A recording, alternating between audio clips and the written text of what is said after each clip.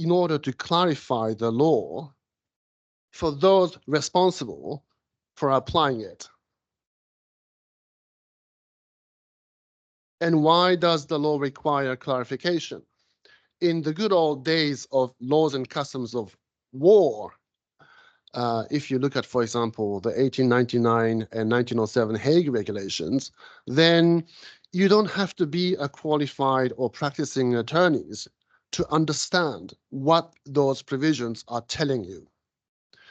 They were written primarily by military experts sent by states to locations such as St. Petersburg and The Hague, and they were written for the benefit of military personnel in the field.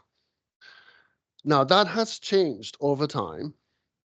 Some observe that the era where IHL instruments were accessible to lay persons ended with 1949, the Geneva Conventions. If you move to 1977 additional protocols onwards, the language has changed so much and the complexity of the provisions have become so great that the addressees may not understand what it is expected of them. So you need to have experts, legal experts, chew the language and present the content in digestible form. Those for whom the manuals are really written, the law is really written. So military manuals do serve that function of translating legalese into actionable norms and standards. Another peculiar aspect about states in relation to their military personnel is what rules bind those states. Ratification status, reservations, customary rules, interoperational considerations when engaging in combined operations, and so on, would create a lot of complexity for those on the ground as to what standards they are supposed to observe as they discharge their obligations. Italy, I don't know what exactly Italy's ratification status of latest IHL instruments, but as a state such as Italy continues to ratify new instruments, that adds to the list of norms that would regulate the behavior of its military personnel. So you need to keep the legal landscape comprehensible as Italy progresses in its participation in IHL lawmaking. What these things mean when considering what manuals are for is that you need to think about the structure of manuals. You need to think about the format of manuals, given the complex context, given the frequency with which its content may need to be updated or revised. And also, that suggests the need for regular and vigorous maintenance. It's not a one-time job that manual writers have. They have to keep it up to date and relevant.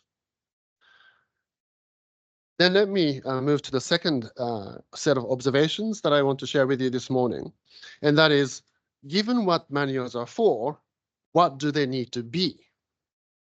And that raises questions regarding the status of military manuals in their own domestic legal system.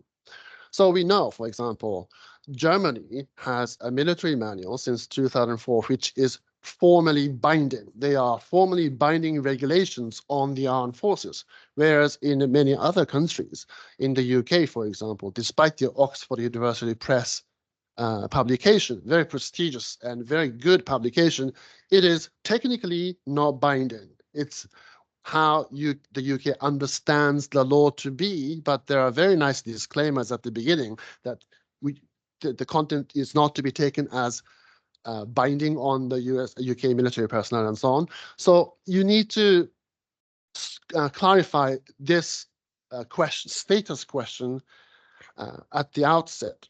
And everything else basically follows this status question.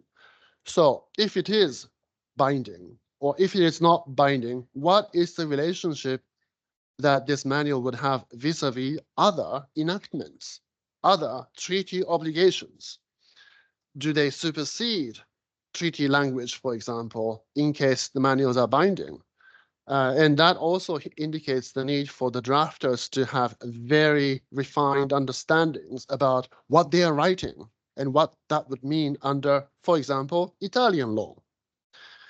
And that would also indicate some need for clarifying the manual's relationship vis-a-vis other instruments, such as, for example, lower level handbooks or soldiers' pocket cards. What is their status vis-a-vis the manual? Is it the manual, the fountain from which everything else emanates, or is it something else? These are status-related questions that manual writers need to have agreed upon before they embark on their tasks. So there are a few questions that I would put on the table for your consideration. First, does the state which considers writing a manual have the military and political support that the manual needs in order for that to be a credible product? Is it just the work of some like-minded scholars and legal advisors, or does it have the backing of the state for which the manual speaks?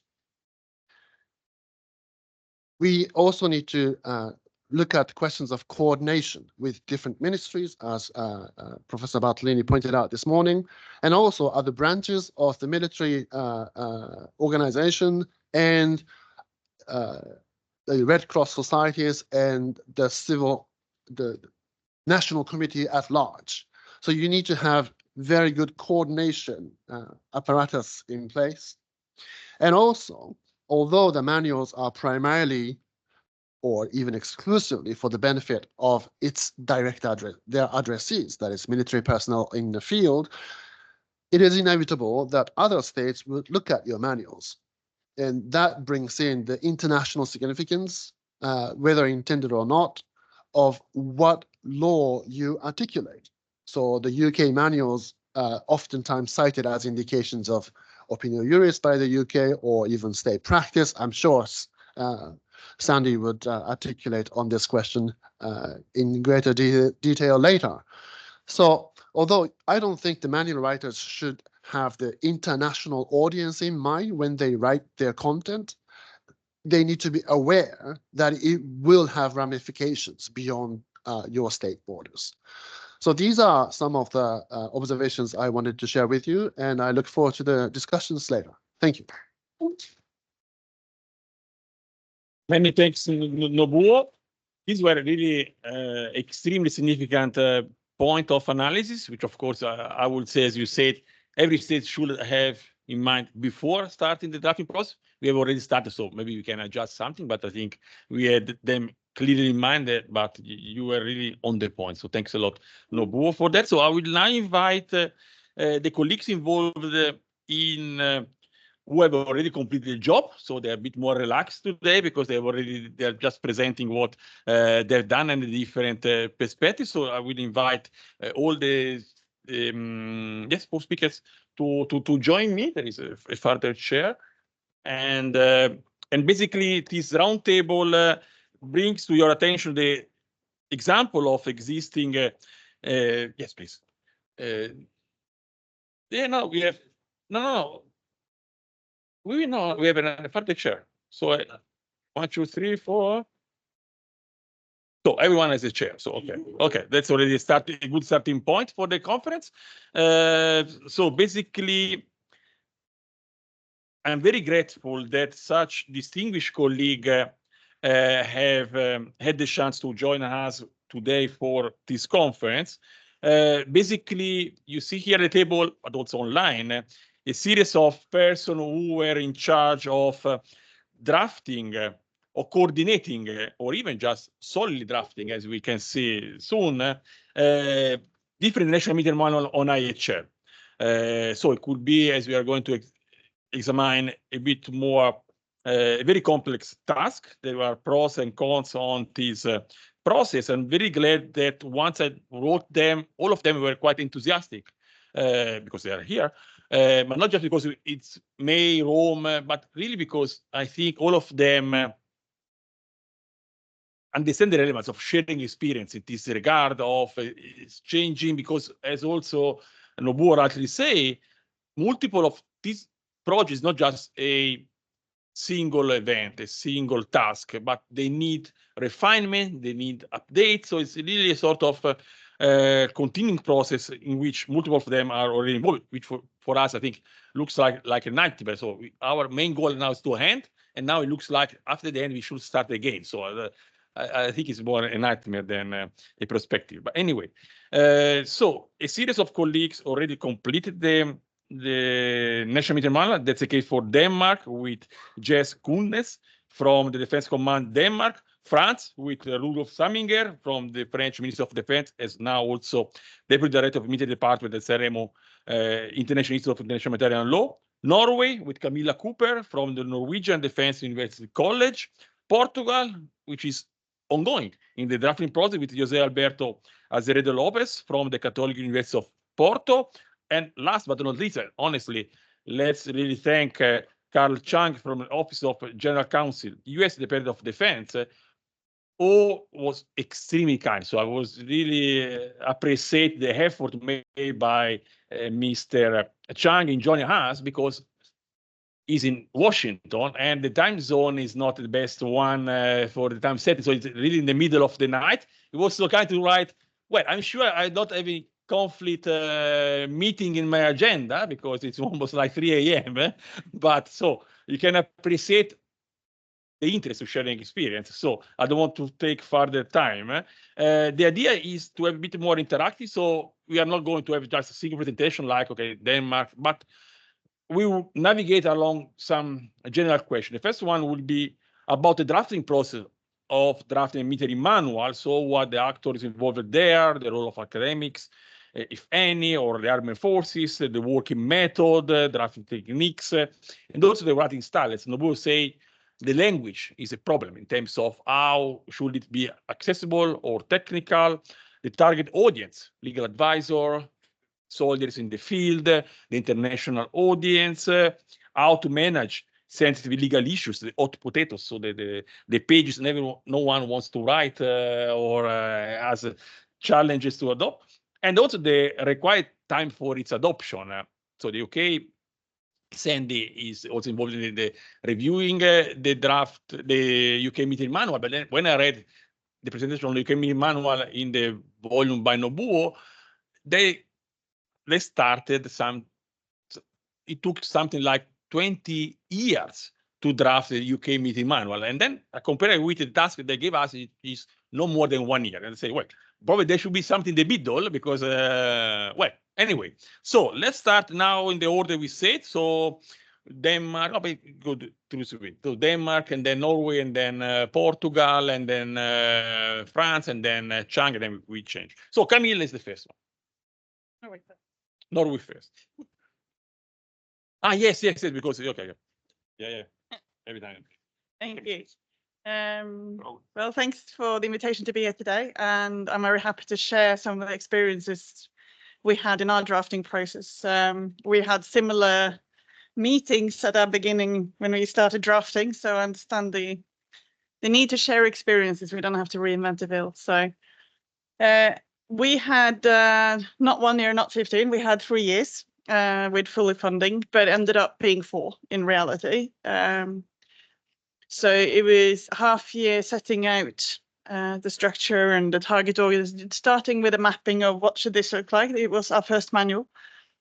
So I spent quite a while just trying to analyze what sort of manual should we have? Should we aim for the British type? Should we aim for the Canadian type, which is quite a thin one? So that was part of the kind of aim in the first period. And then it was a 3-year full-on writing period when we were 2 people working full-time. One with an academic background and one with a military background. And then it was half a year afterwards to go from the complete Word document to actually have a physical book, because that takes a bit of time as well. Our target audience was decided to not just be the legal advisors, partly because there are not that many legal advisors in the Norwegian Armed Forces, so it seems a big project for very few people, but also because there are not that many legal advisors everywhere, we want to enable the armed forces to comply with the law of armed conflict without having legal advisor presence. So a bit of the style of what Nabu was quoting Charles Gurry from we need to articulate the standards of what we expect of our military personnel. And that means that they need to be able to read it and work with it. So not just, so legal advisors are among the target audience, of course, because they also use it, but also all those involved in planning and ordering operations.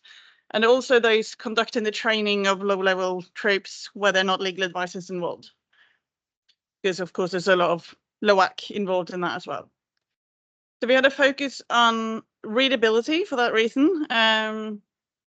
We did a lot of studying, talking to some of the people that we really wanted to use it and go, what would it need to look like for you to use it? And one of the things that were, if I don't mind, we're very clear on is books like this. When you open it and then you go away, it's been shut. And that was enough.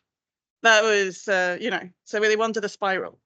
And all military publications are published with a spiral. So, okay, fair enough, you'll get a spiral. They were very concrete on the, on the feedback. They were also very clear that if it was too big, it would be too daunting to open. Because they would find it, too much to start. And that the language had to be, they understood the fact that it's going to be law, but it didn't need to look like the law. It needed to just talk to them rather than setting out the law for them. Also they wanted to bottom line, which is always the case for military legal. When you give military legal advice, they don't need to know this area says this area says that, and then this and this together means this. They just want the bottom line. You lost them in the first few minutes if you start doing that. So it's very much focused on the bottom line. This is what we expect of you. And then there's a slight mix of policy and law. So some of the areas where we see customary law is gone further than treaty law, or customary law suggests that they should be applicable to NIAC as well as IHC. We don't go through that discussion of saying, because of customary law, so and so. So we just say, apply this. This is what we expect of you, which makes it thinner as well. So there are policy statements in that integrated. So it's kind of a mix. And we also, for that reason, attempted to operationalize the law through examples and explanations to make it more accessible, both in the text itself, but also through setting up boxes with examples, historic examples, but also illustrative examples of some of the more challenging areas of the law, like when does a human shield become a lawful target? Things like this, things we know they find difficult. Is the chef, DPHing or not? All the things that keep coming up, we try to put those into separate little boxes to make it accessible. As for the process, we decided, or not we did, the Ministry of Defense decided that TIPA will be doing it full time and in a way in isolation of the fact that we were left on our own. So there was no big committee, but we were regularly reporting back to the Ministry of Defense because they're the ones who they gave us the task. We did talk to other people as and when we needed. So when we're writing in the air chapter, we would talk to the people, in the air command and so on. So we would be talking to people as we went along. I also went to Afghanistan for nearly 3 months to collect experiences of how areas of law were operationalized and how to set out the targeting process in a way which makes operationally sense. So to make sure that the way we set our standards, the expectations were similar to something that was actually possible to apply in the field. And then also collected experiences on things that were difficult to apply in the field. And then at the end, it was made public. And then, of course, everyone could comment, which included the Ministry of Foreign Affairs, Ministry of Justice, the Norwegian Red Cross, and anyone in the Norwegian Armed Forces who wanted to provide further input. And then those comments were then integrated to the extent they were all considered, some of them integrated, before the final publication. Excellent. So thanks a lot, Camilla, for that, so now we move still on the Nordic countries, and we have Jess. Thanks very much. And thanks for having me here and having the possibility of speaking about the Danish military manual.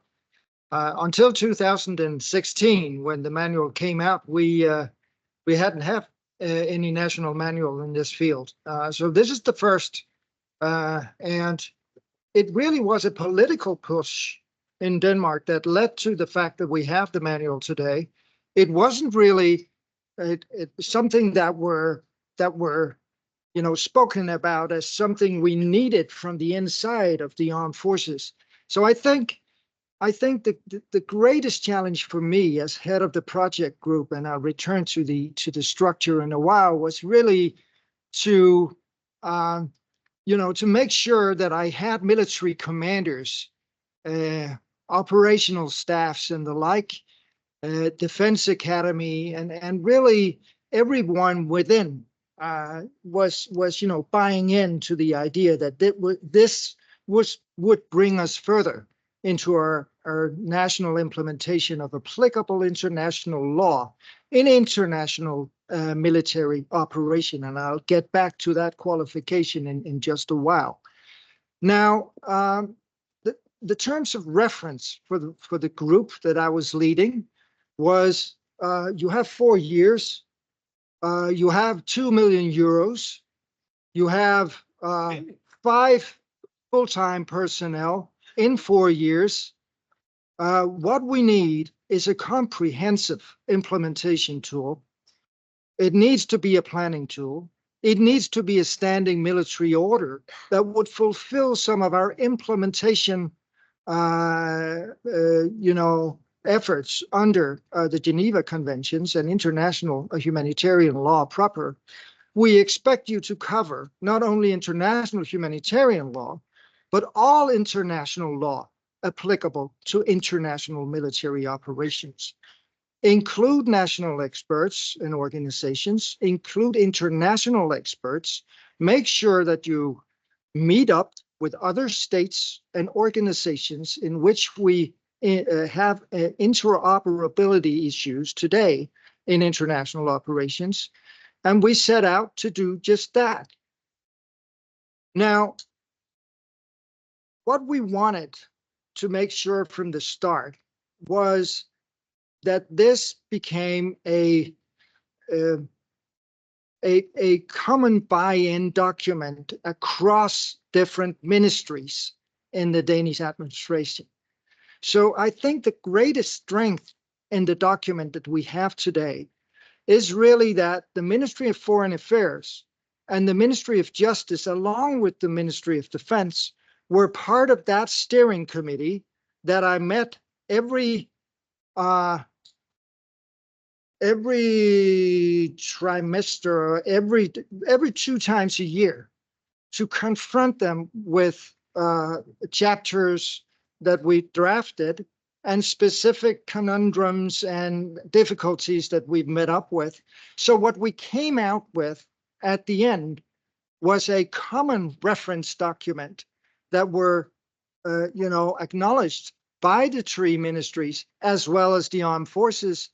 National Red Cross, International Red Cross had been across it, and of course, carefully handpicked international experts had been endorsed or involved in some of the more difficult aspects of the manual. Now, as I started out by saying, we wanted a standing order. It came out a public diplomacy document as well. I think to this day, the manual has been used more by our Ministry of Foreign Affairs, perhaps, that it's been used by, well, that's a long stretch, but been used by my operational lawyers at Defense Command Denmark. It's really been a huge reference document to be able to document what Denmark sees as implementation of its international law obligations.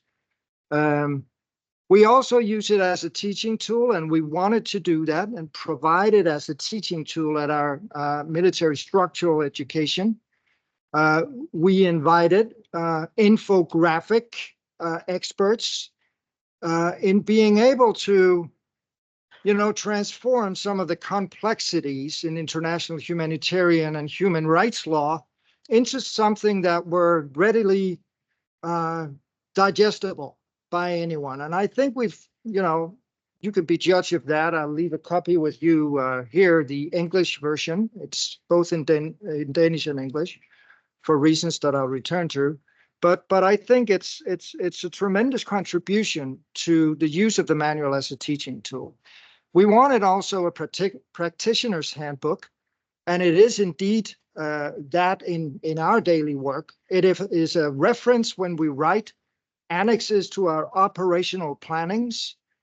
Annex AA, for those of you who are deep into the NATO planning complexes and the like, is referencing the military manual in a series of areas that really makes it abundant for us to just write in specific operations what will be applicable law. We can reference to a great extent to the manual itself.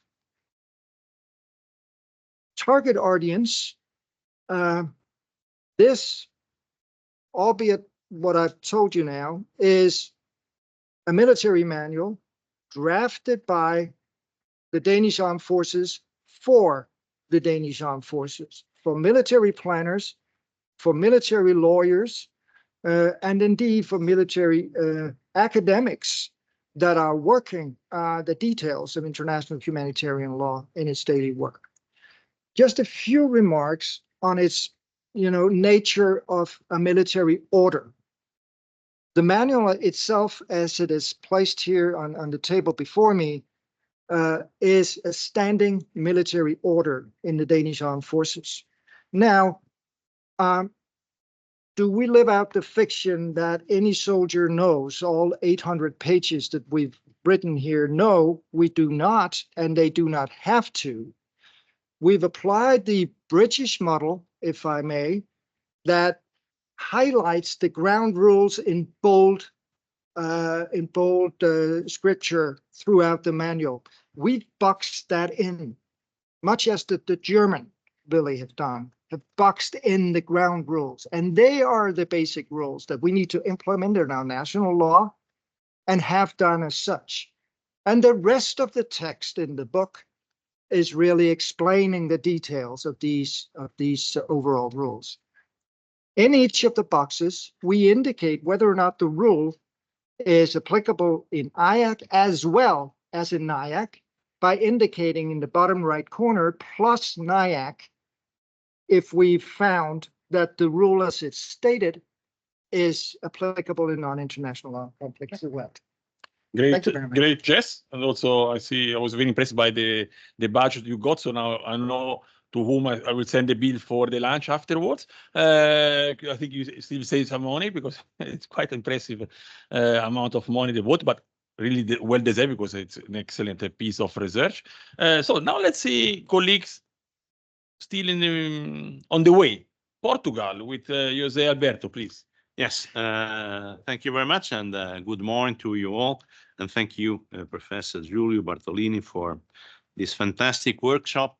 I will try to respect our time, and so I will speak very briefly about the drafting process of our Portuguese military manual.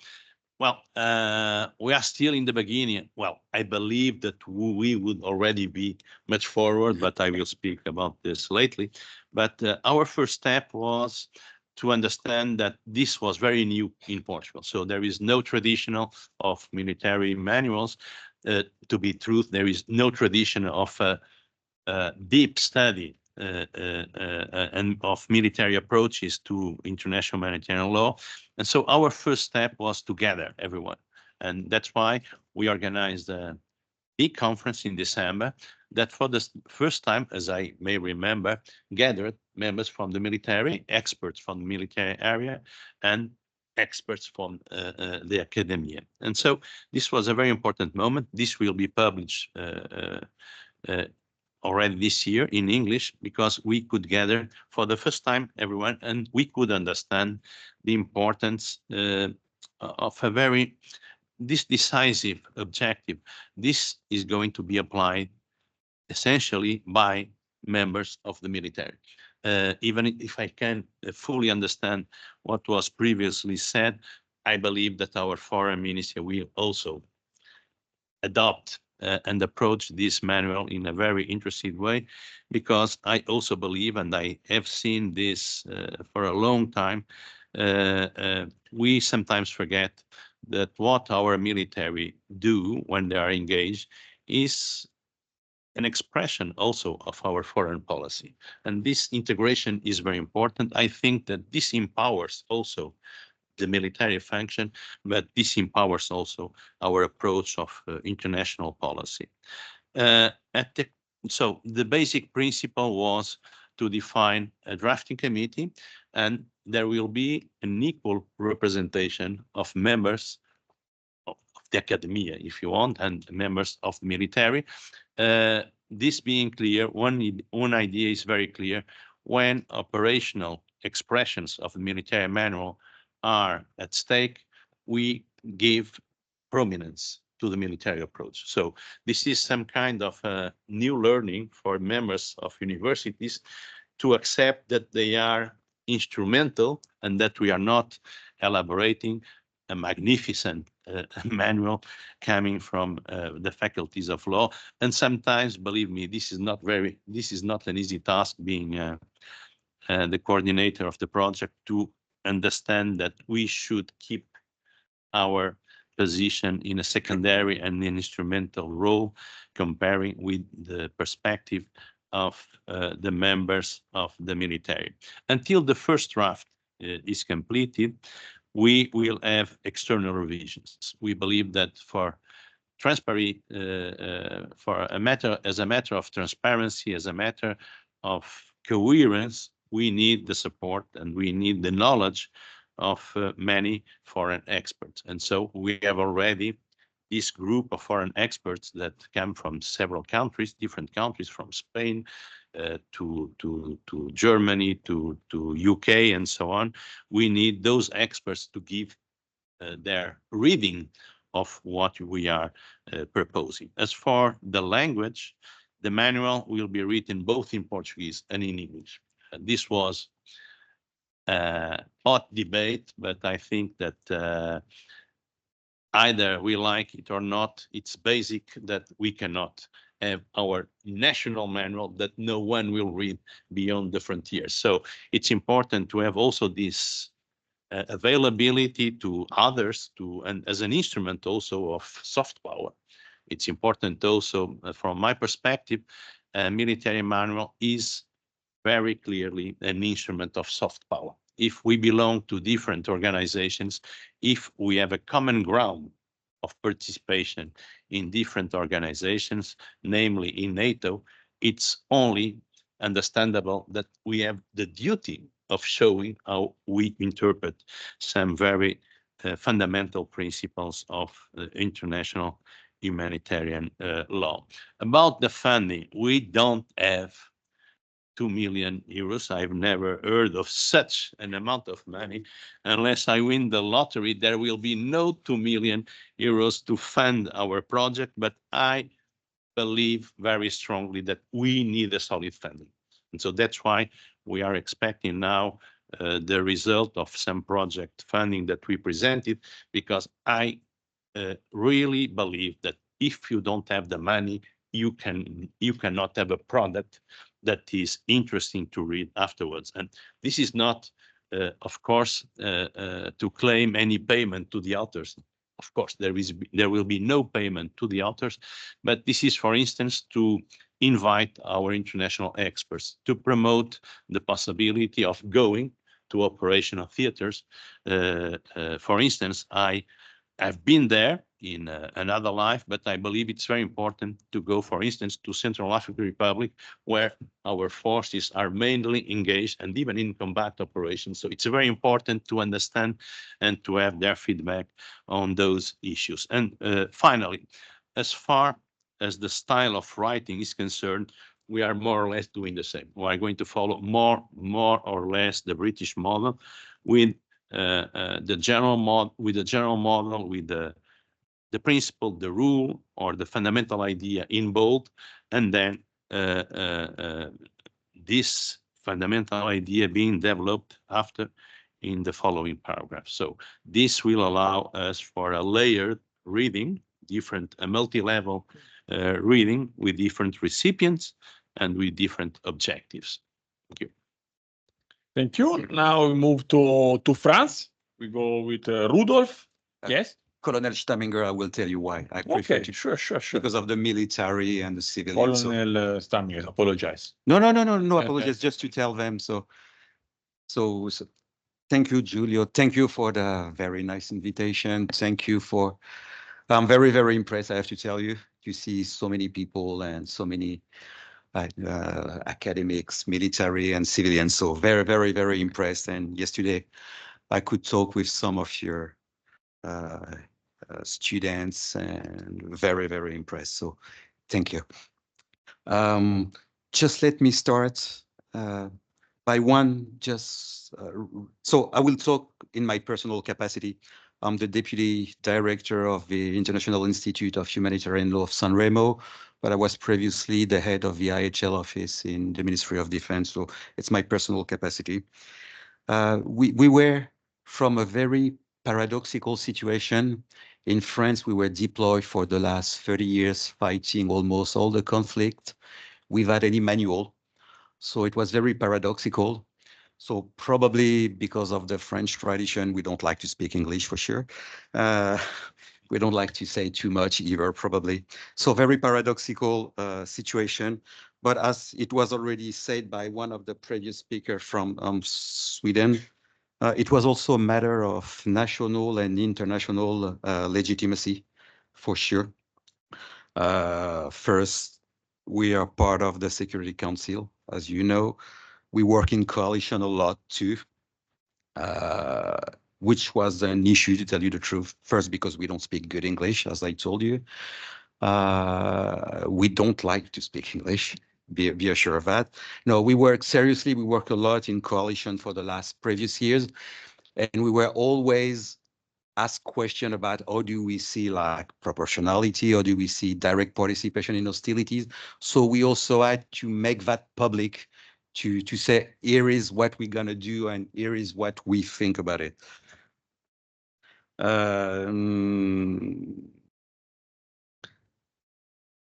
And also we wanted, it was the first manual, as you probably say, it was our first manual. We never had a manual before. We only have like directives, training, methodology, training books, but no manual.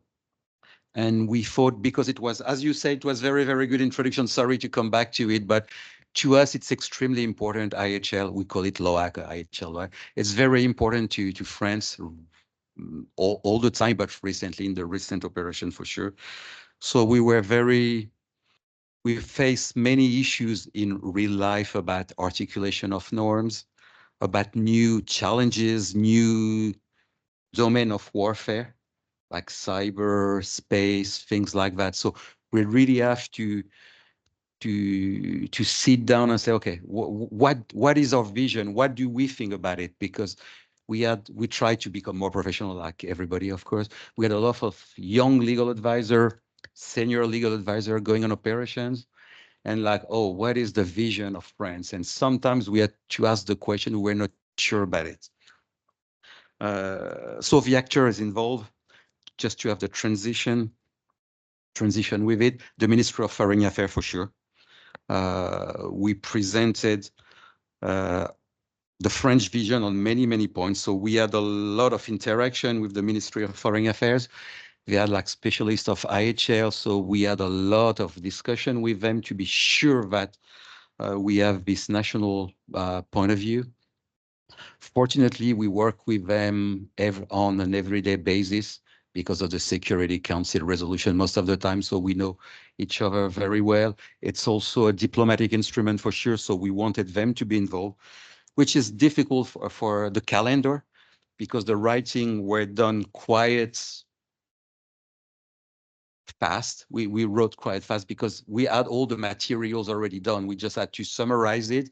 But the review by the Ministry of Foreign Affairs took more time. What is the position of France? Of course, we also talked with the Ministry of Justice. It was a lot more difficult because they're not used to work with us a lot, contrary of the Foreign Affairs. And we had some confidential discussion with the International Committee of the Red Cross and the Directorate of Legal Affairs. So first, not to have any legal issues, because sometimes we can be wrong for sure. And we also wanted to see what would be their reaction to some point. We did not discuss every point, but some of the points, for example, on DPH, direct participation in hostilities, we wanted to have their point of view for sure.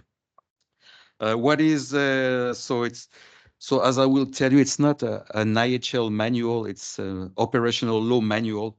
The spectrum is larger than just IHL. We go from the deployment of French forces in the domestic territory. As if some of you went to Paris, you can see foreign legionnaire paratroopers in the street. You will see them a lot during the Olympics soon, unfortunately. To peacekeeping operation, to high intensity operations, wherever. So the targeted audience was very difficult to define. So mainly practitioner. So that's why it's like only 400 pages, 20 chapters. We just print it with plastic to be able to be deployed. But as you said it before, we made it public. It was a large discussion. Do we make it confidential or public?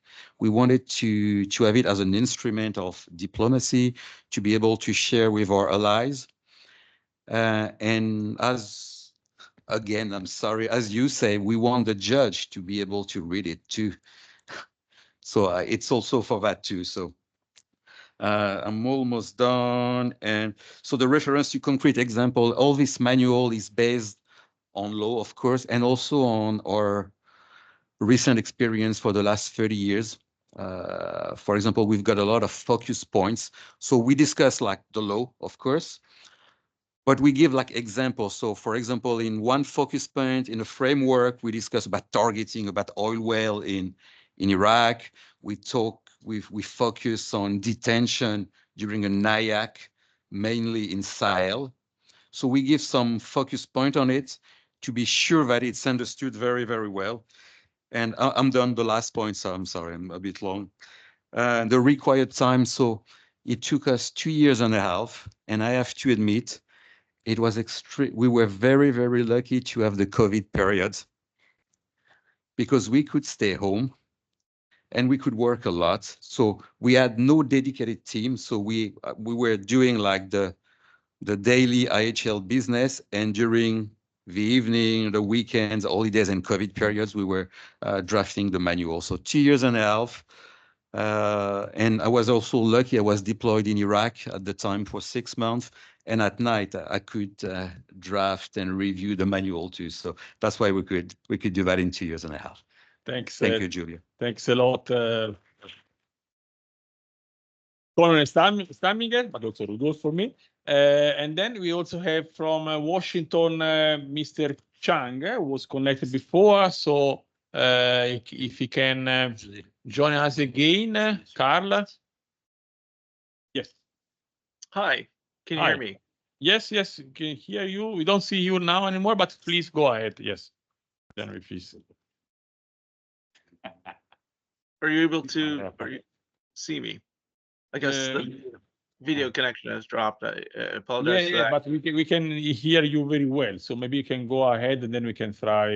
Maybe later on maybe you can go out and go in. But now maybe if you can go, if you can continue. Yes, please. Absolutely. So first, just want to echo the thanks to you, Professor Bartolini, and also to colleagues in the Italian government. Just a brief note of background as far as myself. I'm in the International Affairs Division of the U.S. Department of Defense Office of General Counsel, and I was the drafter and chief author of the U.S. Department of Defense Law of War Manual and its updates. It was initially published in 2015, updated twice in 2016 and updated in 2023. So I'll just briefly go over the drafting process for the U.S. military manual. It was our office, the Department of Defense Office of General Counsel, is the lead office for the document, responsible for drafting and staffing the drafts among the various coordinating offices. The principal working group that was used was something called the DoD Law of War Working Group. And the primary participants in that group are the international law offices from the Army, Navy, Air Force, and Marine Corps, headquartered at the Pentagon, as well as representatives from the Office of the Legal Counsel to the Chairman of the Joint Chiefs of Staff. So we have a core working group staffing and commenting on drafts. At a couple stages, we also engaged in consultations with the legal staff of the combatant commands, for their perspective on key operational questions. We also coordinated and benefited a great deal, I think, as other colleagues have noted, from consultations and coordination with the Department of State, U.S. Department of State, and the Department of Justice Office of Legal Counsel, which is a particular office in the U.S. Department of Justice that's a sort of a legal specialist office. There weren't external actors reviewing it, which would raise a number of issues, but really primarily an internal process from the U.S. government. And basically the drafts were circulated for coordination, sort of chapter by chapter, and then there were sort of a final stage of coordination with the key stakeholders before the manual was officially promulgated by the General Counsel of the Department of Defense. The aim and target audience is I think very similar to what other colleagues have noted. It's a law of war manual, so the focus is really on IHL, international humanitarian law. It does address pertinent policy standards in a number of places where those standards amount to a more restrictive restraint, I think, reflected in existing policy. I also briefly want to note some of the purposes, I think, which Professor Nobuo mentioned, which are quite applicable to the U.S. manual. It's intended to implement U.S. international obligations domestically in our system and just provide the relevant treaty provisions. It's intended to clarify ambiguities in treaty provisions as well as customary law. A key concern was facilitating interoperability with allies and partners, providing them with an understanding of what the U.S. military's legal understandings and positions are. Like other colleagues have mentioned, interoperability and working with allies and partners was a key consideration and of course, very important for our country. And then lastly, it was intended to facilitate consistent legal interpretation across the armed forces.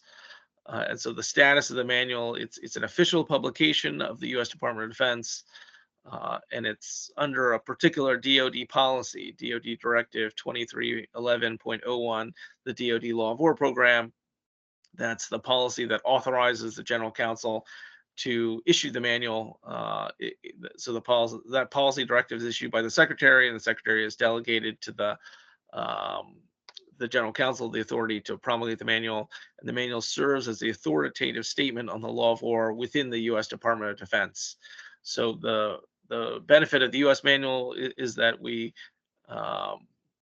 the U.S. manual benefited greatly from the fact that we have individual service publications. So the Army would have a publication, Air Force, Navy each had individual publications on the law of war that we were building on to the DoD Law of War Manual. But the DoD Law of War Manual was the first all-service joint, sort of cross-departmental publication. And that's I think a key purpose here is just to facilitate that consistent legal interpretation across the various components. Lastly, just wanted to say that the style of the manual from my perspective, really tries to reflect the practice of law within, the U.S. Department of Defense. It certainly reflects the practice of law within our office, and it's intended to be, the manual is intended to be a resource for legal practitioners. We try to present the legal rules directly. We try to use lots of quotations and footnotes and resources to be transparent with the practitioner about where the sourcing comes from, where the analysis is coming from. I think there was a conscious effort to avoid simply trying to rely on the authority of the department, to say, here is a very kind of gnomic utterance about that where it's unclear exactly where it came from, but this is what the answer is. Instead, we're trying to be more transparent about how we arrived at interpretations, or where discussion examples were coming from. It is really an effort to translate a lot of the questions and discussions that come up internally in practice, and to write those down in a institutional way so that they can be received as lessons learned and guidance for novel other situations. So it was developed by folks who also do respond to operational questions and have a day-to-day practice. So really tried to make the manual be a reflection of the department's I think daily practice in law of war. That's it for me for the introduction. Thank you very much. Thank you, Carl. On a technical side, while we move to the second question, maybe you can disconnect and then try to connect again, and then maybe the video can work. Just a technical suggestion. So now we move to the second question. We also, some points were already addressed, like the structure. So what is the focus, like also focusing on the involvement of armed forces at domestic level, which was the case for France. So I think we can move the second question more on the focus in terms of the sources used. So the role of, for instance, of customary law, treaties, private codification, non-binding documents, the role of human rights law as well, how to address some specific issues like non-international armed conflict, or as well as contemporary challenges such as cyber warfare, space warfare, underwater warfare, and so far and so on. So maybe be quicker replies, and we have the same format. Camilla first. First, just a couple of comments on some of the other things we said. Just to emphasize that Norwegian manual is considered to be the Norwegian official position and has been endorsed by the MFA. It's just we did not have MFA in the drafting committee on the Ministry of Justice and everyone. And it was also just considered to be the implementation of LOAC in the Norwegian, so in Norway, so as they being the Norwegian position, but also we were very aware of the fact that we were providing a position internationally. So even though that was not the aim, it was something we had in mind. A manual is issued or accompanied with an order from the Chief of Defence, ordering the defence sector to comply with that interpretation and position. So we don't expect them to know every rule, but we expect them to take that interpretation and position of the law and conflict into account. So that's so it covers both IHC and NIHC. It's applicable to conflicts anywhere. So regardless of whether the conflict is occurring in Norway or if we're outside of Norway, to the extent the LOAC rules applies, it's the same rules. We will apply the same rules wherever we are, because that's the LOAC doesn't make a distinction. It's also then integrated IHC and NIHC together. So rather than having a NIHC bit separate, we wanted a NIHC bit integrated. And then we will point out the areas where areas are strictly only apply to international conflicts, such as the Prisoner of War Institute. But in most areas, the way we considered our own practice in ISAF, for instance, was that we would apply the highest standards provided in international conflicts to all conflicts. And in many areas, human rights law suggests that should be done anyway. So bottom line, in some areas from partly policy reason, partly customary law interpretation, apply IAC rules to all conflicts. In addition to LOAC, which is very much the main focus of the manual, we did see the need to cover some other relevant areas as well. So in introduction, there's a little bit on jus ad bellum, and just to set aside or put out the distinction between the areas and the relationship between them. There's also a bit that explains the relationship between LOAC and human rights law and how the manual should be interpreted in light of that relationship. There's a little bit on military forces involvement in law enforcement tasks on a quite a basic level, mainly to point out a difference from LOAC. So if you're involved in law enforcement, no one is a lawful target, so you have to, use different principles of law. And then there's some on implementation, so criminal law, disciplinary law, international criminal law, those type of areas. Who's responsible for what? It's always something the soldiers and officers are interested in. And then finally, we have a little bit on rules of engagement, seeing as this is one of the ways that this is, LOAC is operationalized. When we set out the structure of the manual, because of the target audience, it decided to have the questions they always ask as kind of the point of departure rather than the legal framework. So based on our teaching experiences, rather than asking about personal categorizations, they want to know who's a lawful target and who's not. So that's what the title is of the chapter, who's a lawful targets, lawful targets. And then there's separate chapter going persons who are protected, and then objects are protected. And for that reason, we also have a chapter in targeting, which sets everything together and which basically a lot about precautions in attack in those areas, which is how this is operationalized. Rather than having a chapter on prisoner of war and so on, we have a chapter on detention, setting out common standards, and then specify if you're an international armed conflict dealing with prisoner of war, this is a requirement. And then if it's a security detainee, this is your requirements. And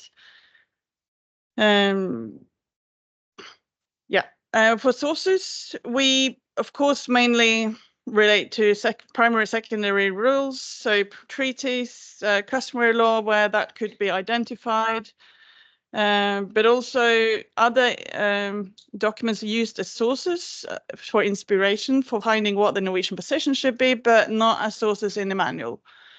The only distinction here is this on Roma Manual of Maritime Operations, because in this area we consider that to be customary law, and there's really no other footnotes you could have in that chapter.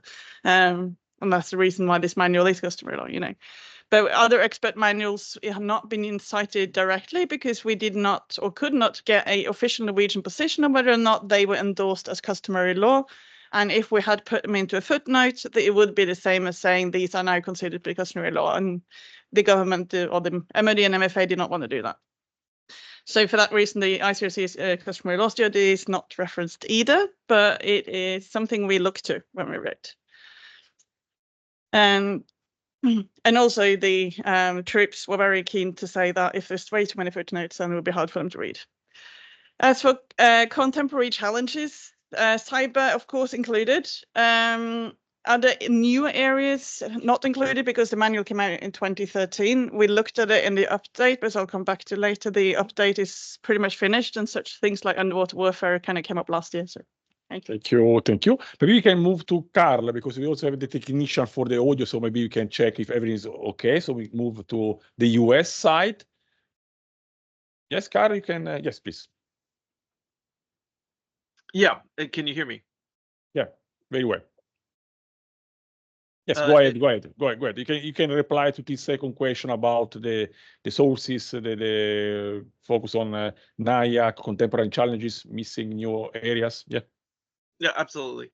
So the scope of the manual, it covers armed conflict, both international armed conflict and non-international armed conflict, also addresses belligerent occupation. So I think a fairly standard scope, as far as military manuals go, not maybe different from other colleagues in that we did not cover peacetime contexts. The structure of the manual, I think the one point I wanted to emphasize here is that we tried to organize the manual principally in terms of legal rules, and so The rationale is that you want the organization, I think, to be as simple as possible. And if you start addressing things principally by topic, a kind of warfare or domain or factual organization, then the same rule will end up being presented in multiple places. And so you'll have to essentially repeat the same black letter rule in many places throughout the manual. So I think we really tried to organize the manual in terms of different legal rules and to locate the discussion of each legal rule in one place, and then where that rule is referenced in other places to cross-reference it back. And so it's a very dry and technical point, but this was actually one of the biggest challenges I think in working through the manual, was trying to keep that organization and trying to keep the discussion of a single legal rule consistent across different chapters and contexts. Just with regard to sourcing, I would echo some of the similar comments that were made, just in terms of a focus on government sources and a hesitation about citing various academic publications or non-governmental publications because of a concern that these publications might not, in the government's view, reflect customary international law. Although we did in the drafting process widely try to consult academic law review articles and other external products. The U.S. as government has a particular view on the ICRC study on customary international humanitarian law. That's been articulated in an official State Department, Defense Department letter to the ICRC that was published in 2006, at the end of 2006. So we don't, as a general matter, we don't agree with some of the methodology in the ICRC study, and therefore can't accept its conclusions and as authoritative. So we tried to reflect that point in the manual. At the end of the manual, we have something that we call the documentary appendix, where we provide just notes on various documents like the ICRC study, on notes on the various treaties that the U.S. is a party to, providing information that would be useful for the practitioners, like when the U.S. ratified the treaty, and statements of understanding and that kind of thing. In the manual itself, as I mentioned in my first intervention, we did try to cite to and bring out a lot of U.S. practice and precedents for the U.S. practitioner, because those would be sort of the most pertinent. I think another issue I wanted to mention in the context of the sources and treaties is, of course, that the U.S. is not a party to the 1977 Additional Protocol 1 to the 1949 Geneva Conventions, and has expressed serious concerns with that particular instrument. So some of the key rules on the conduct of hostilities are, for the U.S. government, only applicable as a matter of customary international law. So I think this is one of the big issues in the manual, is how to deal with provisions of the 1977 Additional Protocol 1. We're not a party and have some concerns with a number of them. So that's the official government position. That said, we do recognize many of the rules and principles in the 1977 Additional Protocol 1 as customary international law. So really an effort to go through a lot of the key conduct hostilities rules, present our understanding of what the customary rule is, and then also to present perspectives on what the 1977 Additional Protocol 1 rule is, as well. So that was a key challenge and area for us in working through the DoD manual. We did try to address a lot of the contemporary challenges like space and cyber, but again, I think the thinking in the DoD manual was that these chapters and discussion of contemporary challenges would really reflect our existing law and practice in this area rather than try and break new ground. So we weren't trying to use the manual as a vehicle for developing new interpretations on cyber or space, but rather it was an effort to compile our existing interpretations of cyber and space and other contemporary challenges and present them to the practitioner in a clear and focused way. I thank you. Thank you, thank you, Cara. Very interesting perspective. Now we go back to Europe and we go to Denmark with Chess.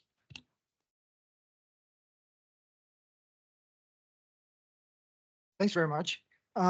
So you'll recall that I, talked about the very broad terms of reference that we had, right about all international law pertaining to all military operations abroad, okay, outside of Denmark. So addressing first thing first here, all international law was a humongous task.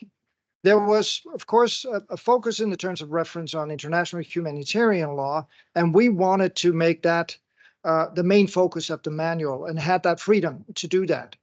But technically, we needed a way to administer that very broad, wish to address not only international humanitarian law, but also applicable law in peacetime military operations abroad, and indeed other relevant international law in armed conflict, to include human rights law. And we did that in two ways. Basically, we wrote a chapter, most of 100 pages, chapter 3, that really encapsulate applicable international law to military operations in most thinkable scenarios across the spectrum. Now, of course, these 100 pages is not nearly enough to get into all of the relevant details of the applicable international law norms that would apply to the way we use force and drive our military operations. So it became, and it has proven to I think succeed as a guide as to how to find the law applicable to a specific military operations, including an introduction to when and where and in what situations the European Convention of Human Rights would be extraterritorially applicable in a Danish military context. So there's an introduction to that gives a handle to military planners and others that needed to have that overview. And what we then do is go on in the rest of the manual in much a traditional international humanitarian law textbook way, introducing the principles, moving on to Geneva law, Hague law, belligerent occupation, and then two separate chapters, one on maritime operations, of course, including the law of the sea, and a chapter on air operations as well, with all of the specific regulation that we have in that field, and ending off, as I think pretty much any manual does, with an implementing and sanctioning chapter that encapsulates state responsibility, command responsibility, individual responsibility, and the like. And just sets out the international criminal law framework, basically. So that's the way we handle it. The second handle on human rights law is that in each of the chapters that we write, we start out with an introduction to our thoughts on the applicability of human rights law in that specific field. For example, protection of civilians, the individual protection of any person encapsulated in human rights law is then, of course, introduced. And next to that, it is molded into our formulation of the specific protectional rules that we work with in military operations. In other chapters, for example, means and methods of warfare, there's not as much human rights law to be implemented here, but we introduce the relevant frameworks, including, of course, the right to life and other relevant provisions. So that's the technical structural way in which we address this issue. In terms of sources, we wanted to describe international law as we see it in Denmark. Full stop. Now, we became challenged, of course, in the academic approach to that, but also making sure that we had a relevant and applicable paper for soldiers and military forces that didn't get too academic in its analysis. So sometimes we found that where there are differences between international armed conflicts and non-international armed conflicts regulations, that we close that gap in protecting the protected groups at the highest level found in the different regulations. Now, of course, that is not because we find ourselves bound to do that. That is a policy addition. It is made for humanitarian reasons. It is made to make the rule more accessible and workable for the armed forces. The way we did that was to make sure that we expressly mentioned when we did it.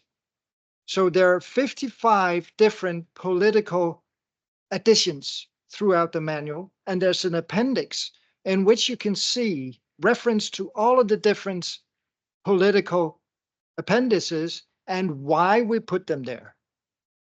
Okay, so there's a way to administer the need to address that topic as well. Just a few remarks on contemporary challenges that we have not addressed specifically in the manual. Of course, there's no chapter on cyber operations. We want to make sure that that's included. No chapter on hybrid operations in and out of armed conflict. Nothing specifically on space operations. Nothing specifically on underwater and underground military operations that I think need to be addressed in a more specific manner onwards in revisions. That's all from me. Yeah, thanks, Jess. And José Alberto? Thank you very much. And I try to keep on time. I don't have, I cannot present a very clear structure for now, but I have some topics that I can already present. First of all, there will be a chapter on use ad bellum. We think that it's very important to not to enlarge too much and to make this a too broad approach to a military manual. But we took this decision also because we want to insist on a fundamental idea of back to basics. This means to make a very clear distinction between what is jus ad bellum and jus in bello.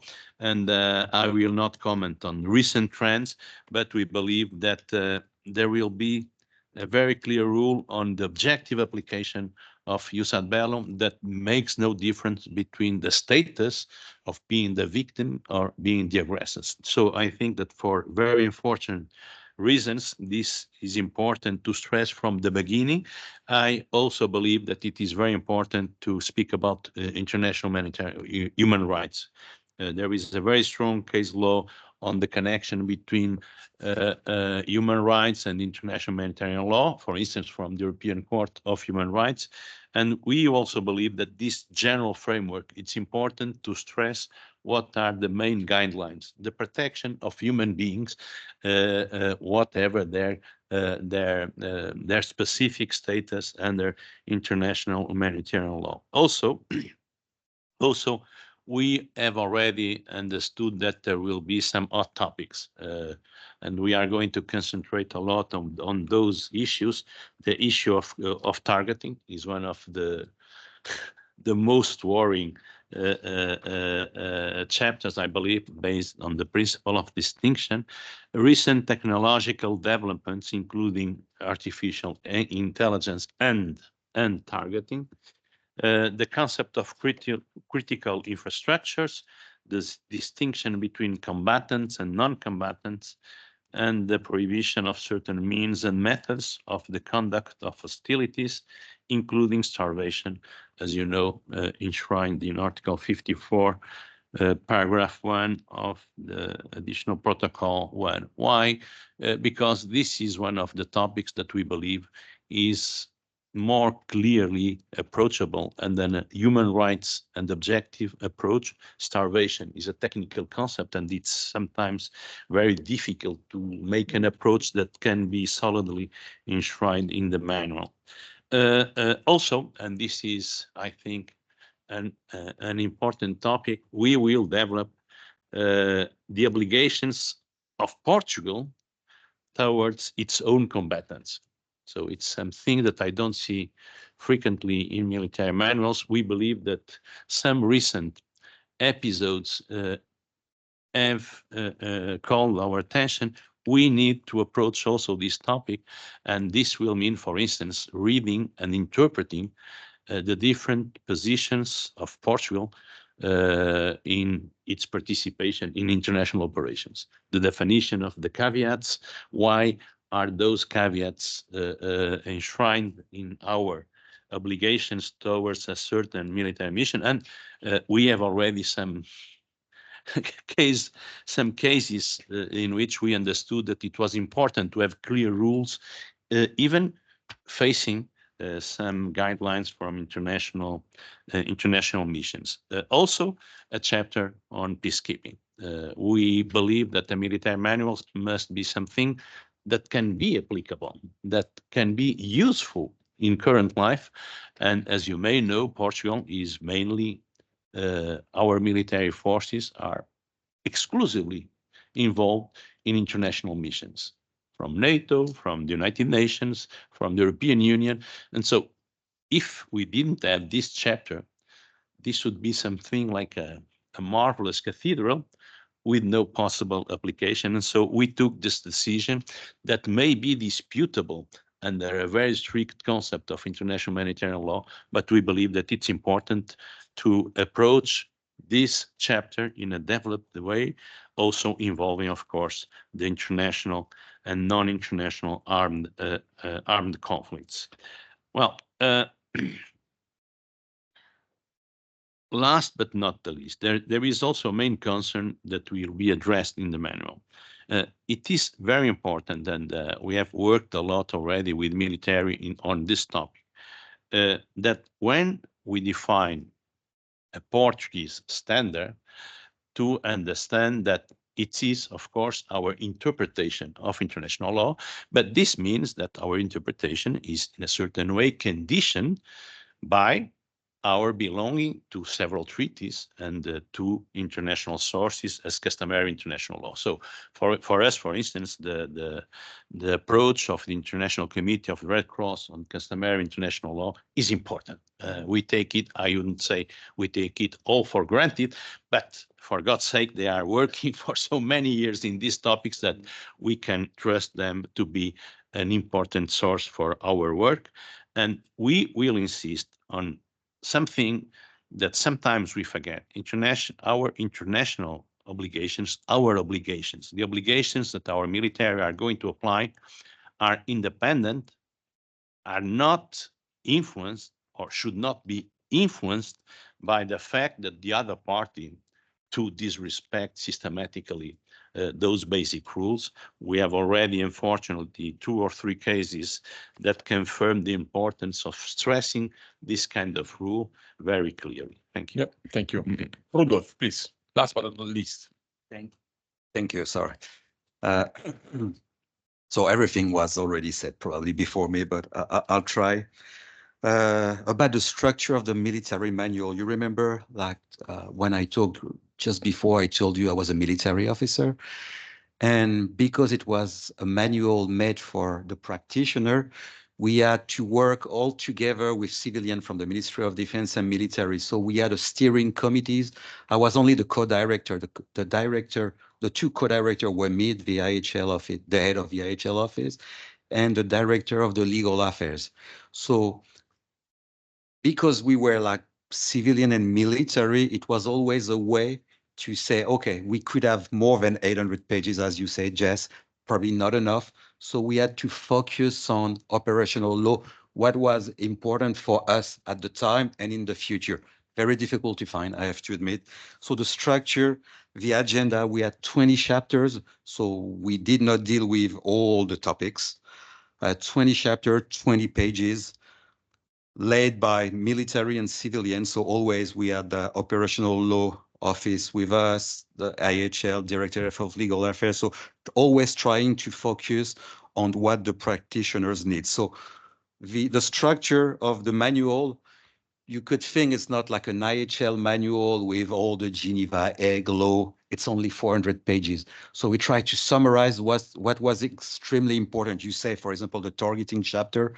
We spend weeks to write the targeting chapter because first, it's a difficult topic, as you say.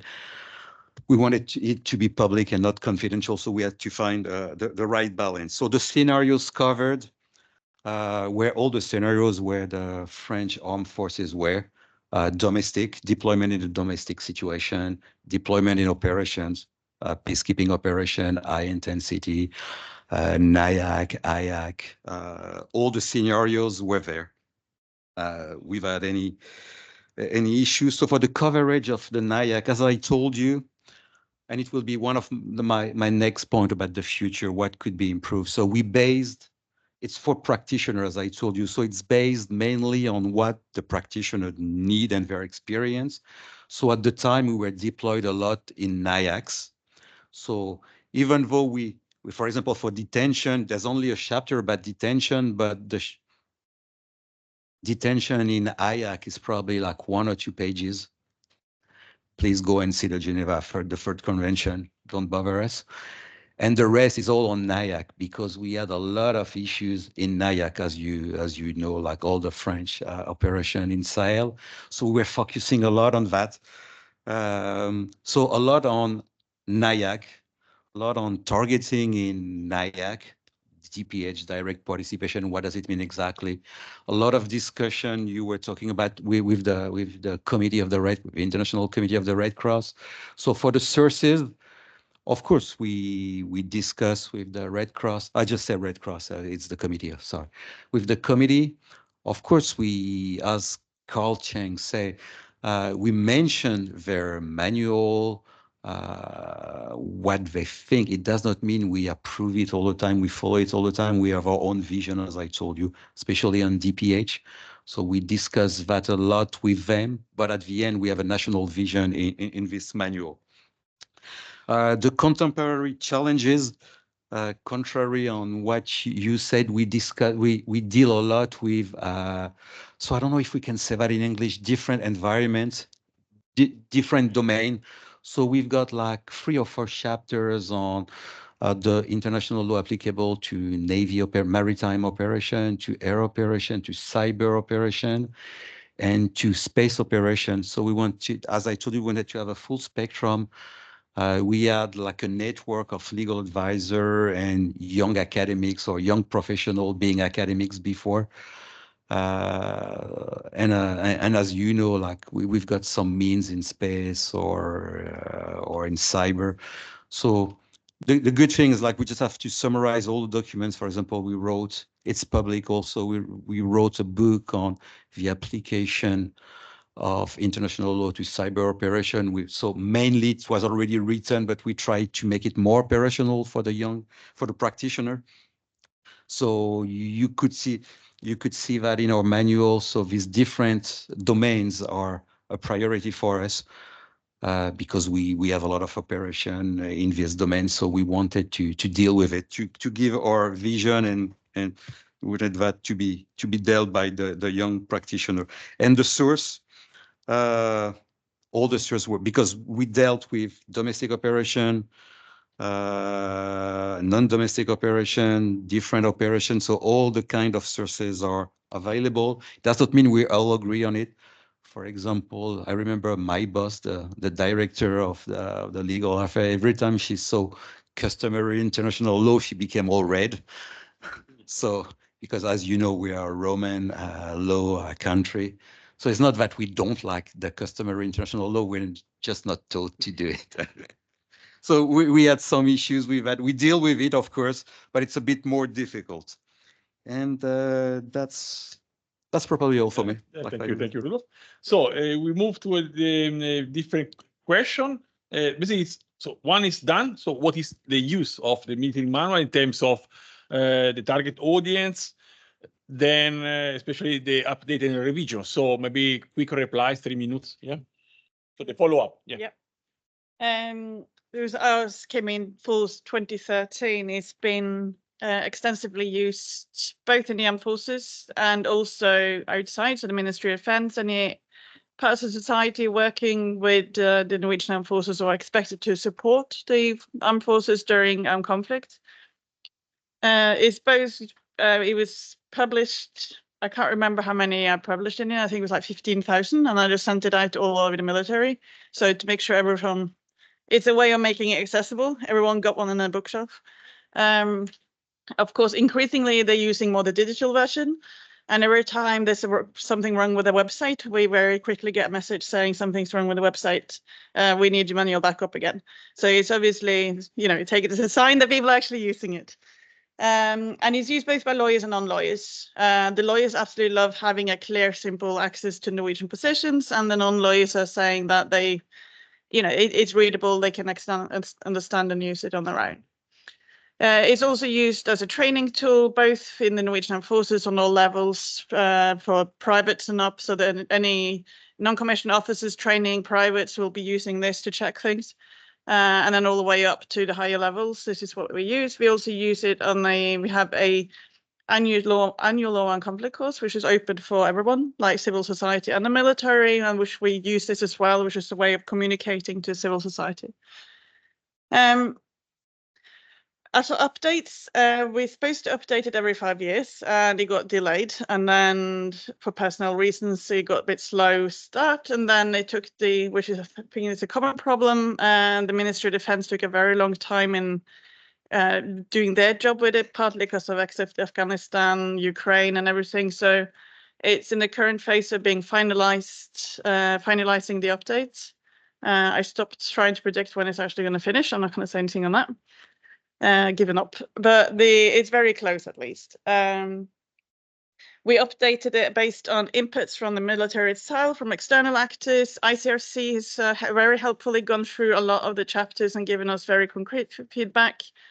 We also needed to change from a kind of counterinsurgency mindset, as it's while we wrote it for what we're doing at the time, which was Afghanistan, to more an Article 5, so protection of Norway scenario. The law is the same, but the examples will have to change a bit, or have changed. We now have a separate chapter on cyber, rather than cyber being a means of warfare or method. I can't remember where I put it.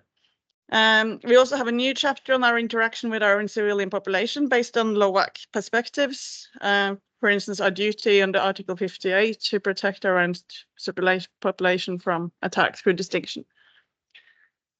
And also got point on lessons learned. I think one of the lessons learned for the drafting process that is important is to having both informal and formal support mechanisms. So one thing is the ability to formally contact others when the chapters were nearly done, but also the ability to call a friend, a very low threshold, just on the issue as they arose, because then we didn't have to stop the process or base the process on an assumption which then later proved to be wrong. So that combination has been very useful. Okay, Jess.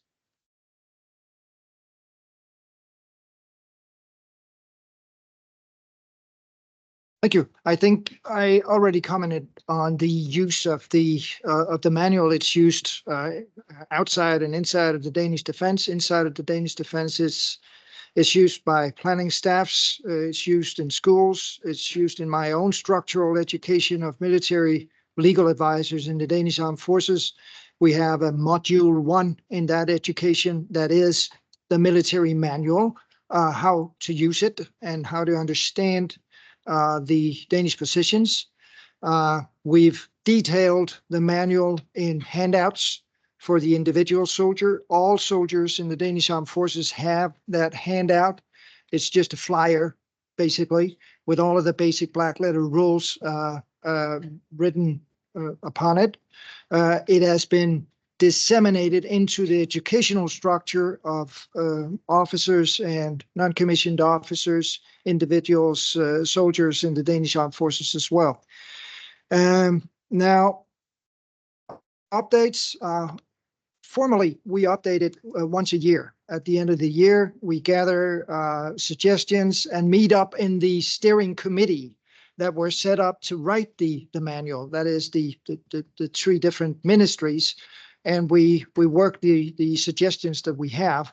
Right now, we are facing a need, as I just stressed in my former presentation here, a need to perhaps more fundamentally rewrite some stuff and to add, nonetheless, to add certain new perspectives.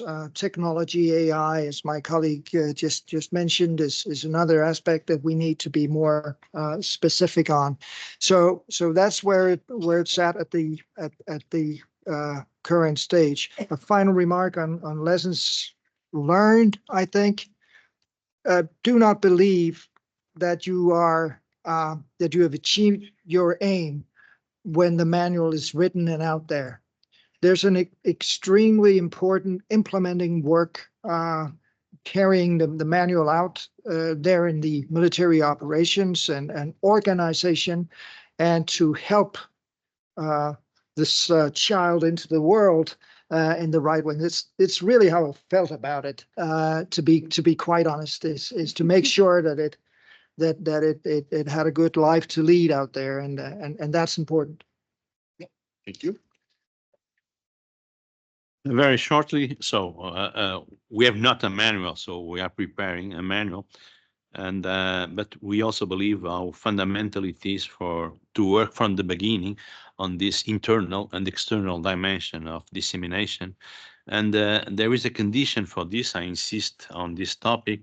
This future will only exist if the present drafting is successful in bridging lawyers, and military experts. If we don't achieve this objective, I think that it will be much more difficult to reinforce the dimension of a military manual.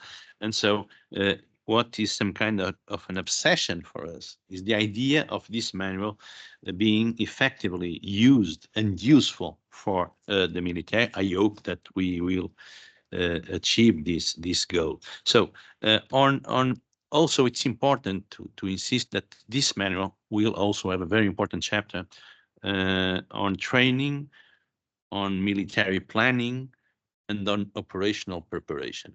So this is something in which an international lawyer feels quite uncomfortable. So I will not address too much this topic, but it's important to empower this military dimension to reinforce this concept of a military manual. I fully agree that we can disseminate this manual also in very different forms, for instance, a digital and an interactive leaflet. We are preparing it, but the most important issue is that it must be not an academic world, but a military instrument, fundamental for instance, operational purposes. If I can speak very shortly on lessons learned and on hidden challenges, and one suggestion, one lesson learned: time. Don't believe that this can be achieved in a very short period of time. I was too optimistic, so I am humbly admitting that I was mistaken. I was expecting this marvelous project of finishing the manual in 1 year, 1.5 years. It will not happen. So I can say I discussed this a lot with Professor Aurel Sari, and he told me you will need more. And I'm now humbly recognizing that he was totally right. So an hidden challenge. I would say to keep in mind that the military manual does not always mirror what one believes to be the law or the relevant practice. This is a collective work.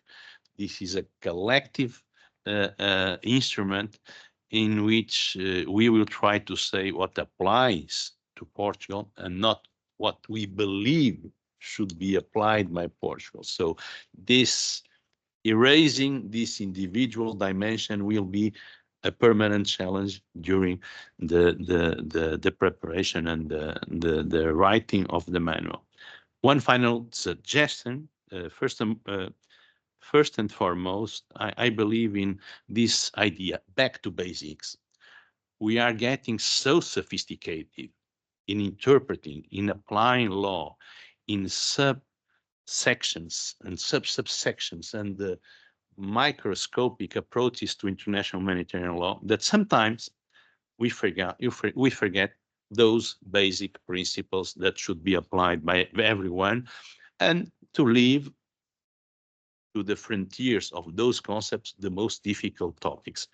And I finish saying what a no-law professor of the University of Coimbra once said to a PhD candidate, and these were very cruel words: in your work, what is good is not original, and unfortunately, what is original is not good. So we have also to be very careful not to try to be too original in doing this kind of work. Thank you very much. Thank you, Julie.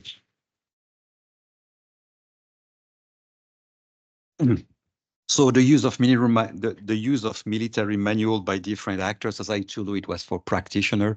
So every time we deploy a legal advisor in operation, when he comes back, he makes a report. So we listen to him. So all the time we ask them to use it, and every time the feedback is really good. So I could find some answer for, I don't know, for targeting detention. So thank you. We also know that the commanders, so it was one of our targeted audience. The commanders are reading, especially like the branch commander, for example, cyber, space or Navy, they are reading this manual, only a few chapters, of course.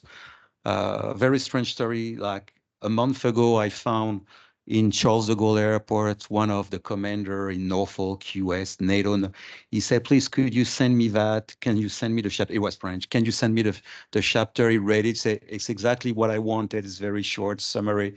So we know that the commanders, and it was also done for that. As I told you, it's very short and non-confidential, so they could read it, and if I can understand it, I'm sure I can understand it. The training activities. For the legal advisor, we've got some special training like all nations. We've got a major training that lasts 2 or 3 weeks in Paris. With foreign officers like from Belgium, Germany, US, UK, and we use this manual. It's a brand new one, so we try to change the training we had. So we have some consequences.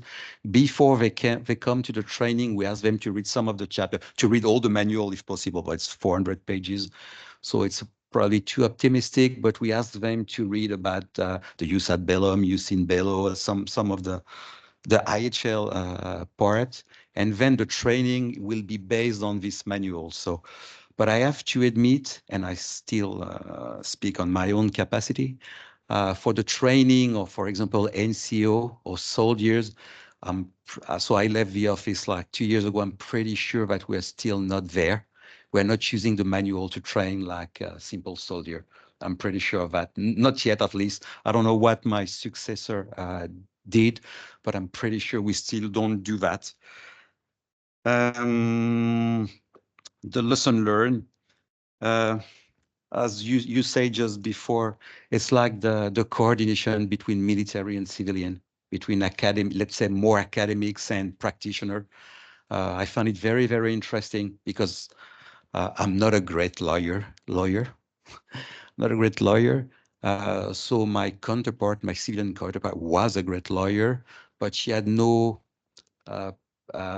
experience on the ground. So we could always try to discuss. So the coordination was excellent, our relationship were excellent, and it was very, very interesting to see that. So yeah, I understand what you say, but in reality, the guy is a young lieutenant. He needs to say yes, no, maybe on or that condition.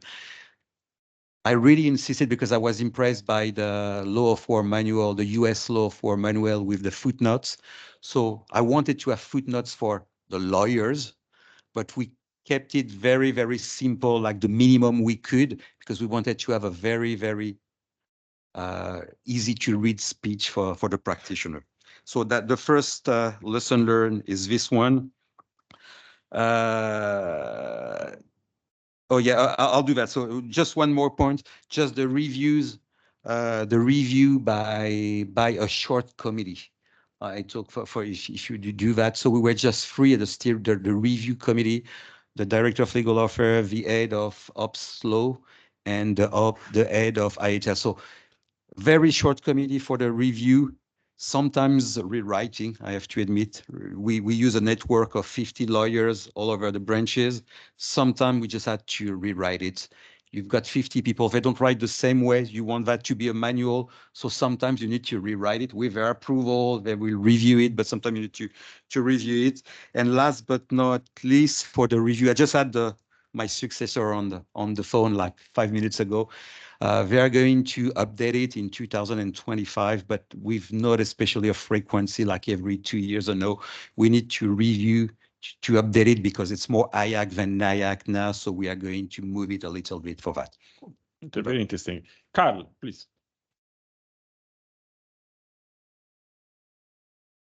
Thank you.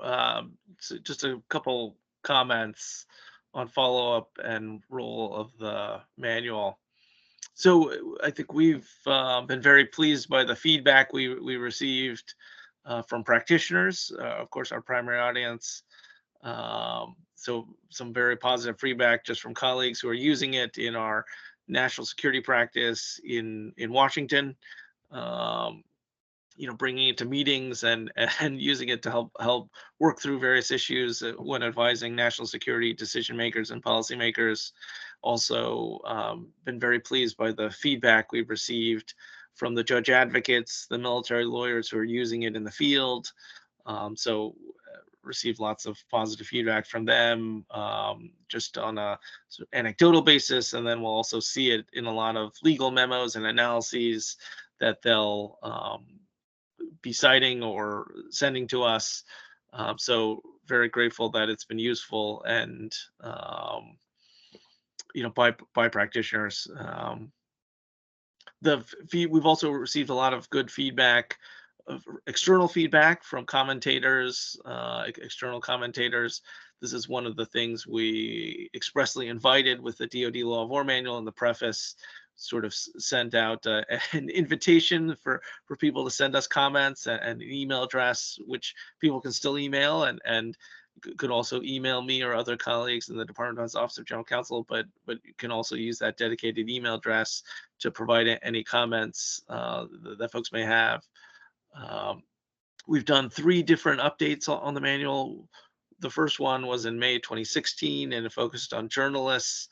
That was one of the initial comments is when it came out that a number of journalists read the manual and they didn't like what we said about them. There was a particular section discussing journalists and public affairs personnel, and there was the point was made that sometimes spies have been journalists before, and journalists reacted very negatively to this language, and we worked with our public affairs people and rewrote the section to address some of those concerns. So that was a good learning experience, and it was nice because we also received some feedback and consultations from those in the journalist community.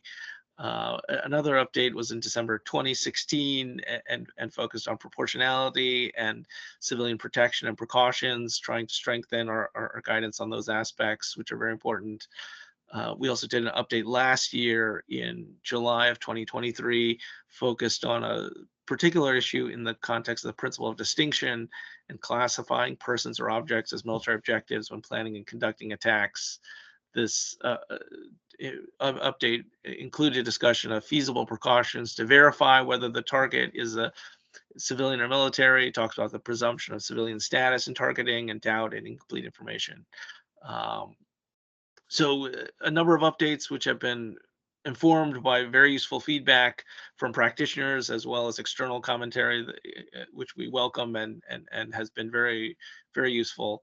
On follow-up and other documents, the manual has allowed us to do other things and publish some other kinds of issuances.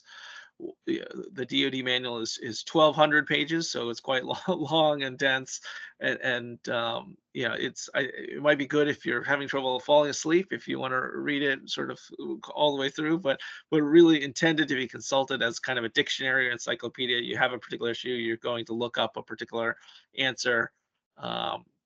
We did do a kind of a 12-page overview of the law of war, is specifically geared for non-lawyers, and we officially published that as you know, for the department's personnel in a couple of years ago, I think in 2021, and then also the service publications, the Army's Commander's Handbook, as well as the Navy Commander's Handbook, have continued to be updated, and so a lot of room for other publications aimed at different audiences and at different lengths.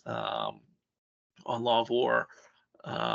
Lastly, on lessons learned, I just wanted to note I did do a paper on lessons learned from the DoD Law of War Manual, which I'm happy to share with other colleagues if it's of interest. It was published in a book by Mike Newton on the DoD Law of War Manual as chapter 2 in that volume, but I'm also happy to share that in case it'd be useful to other colleagues. I thank you. So thanks, Carl. I would say that we are going to the end of this very interesting and very dense, rich of inspiration. I was very impressed by your commitment in explaining all the technicalities, the pros and cons of drafting meeting manuals. I think it's also time for Carl going to sleep. It's also time for us going to have a very nice hot coffee. So we don't want to risk to have a cold coffee because the break is and the coffee is served outside. So, and of course, also during the coffee break, you can also approach the speaker to have some chat with them, much more appreciated. I really thanks a lot all of you for being here in Rome, for engaging such huge effort. The final point was what will be the takeaway from the conference. I think my own would be I still have time to resign from my role as coordinator. Yes. So thanks a lot, everyone. We'll be back at 12:15, so we can have enough time for a break. So enjoy the break. It's outside. Thanks a lot. Really, thanks a lot. Thanks, Karen. Many thanks for you. Thank you.